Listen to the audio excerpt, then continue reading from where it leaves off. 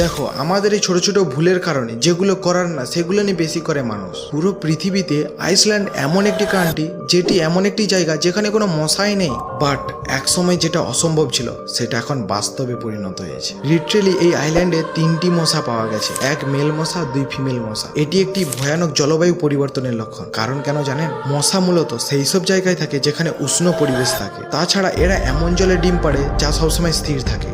এই আইল্যান্ডে কোনো পরিস্থিতিই নাই এমন। সেখানে এতটাই হাড় ঠান্ডা, জল থাকলেও সবসময় তরল অবস্থায় থাকে, তাই দ্রুত জল থেকে বরফ এবং বরফ থেকে জলে রূপান্তরিত হয়।